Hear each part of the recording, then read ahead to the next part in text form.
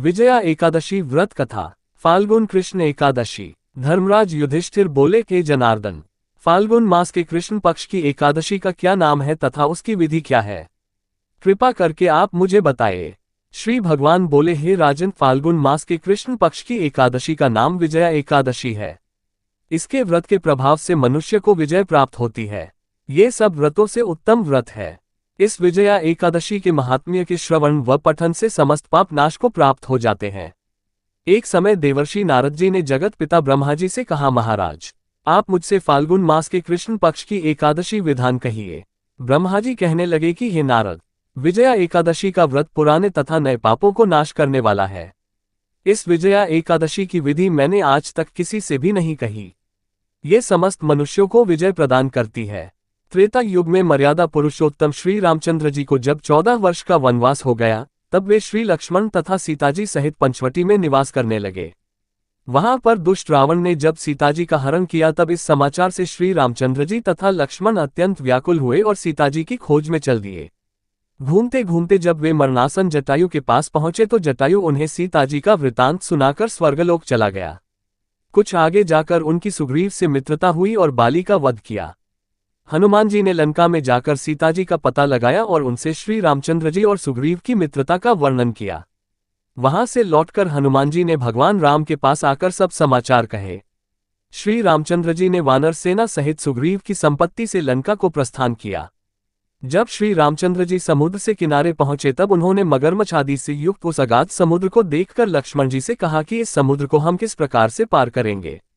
श्री लक्ष्मण ने कहा, हे पुराण पुरुषोत्तम, आप आदि पुरुष हैं, सब कुछ जानते हैं। यहाँ से आधा योजन दूर पर कुमारी द्वीप में वग्दलभ्य नाम के मुनि रहते हैं। उन्होंने अनेक ब्रह्मा देखे हैं, आप उनके पास जाकर इसका उपाय पूछिए।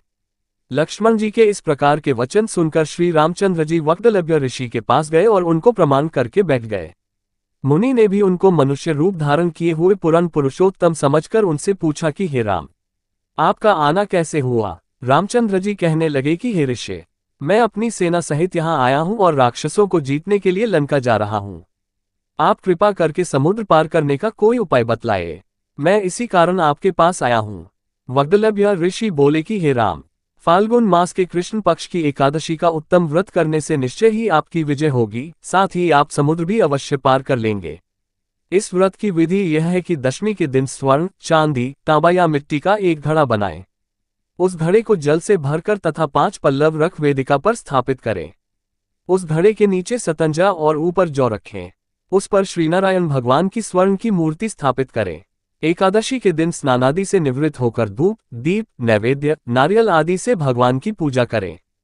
तत्पश्चात घड़े के सामने बैठकर दिन व्यतीत करें और रात्रि को भी उसी प्रकार बैठे रहकर जागरण करें। द्वादशी के दिन नित्य नियम से निवृत्त होकर उस घड़े को ब्राह्मण को दे दें। हे राम, यदि तुम भी इस व्रत को सेनापतियों सहित करोगे तो तुम्हारी विजय अवश्य होगी। श्री रामचंद्र जी ने ऋषि के कथनानुसार इस व्रत को किया और इसके प्रभाव से दैत्यों पर विजय पाए। अतः हे राजन, जो कोई मनुष्य विधिपूर्वक इस व्रत को करेगा, दोनों लोकों में उसकी अवश्य विजय होगी। श्री ब्रह्मा जी ने नारद जी से कहा था कि हे पुत्र, जो कोई इस व्रत के महात्म्य को पढ़ता या सुनता है, उसको वाजपेयी यज्ञ का फल प्राप्त होता है।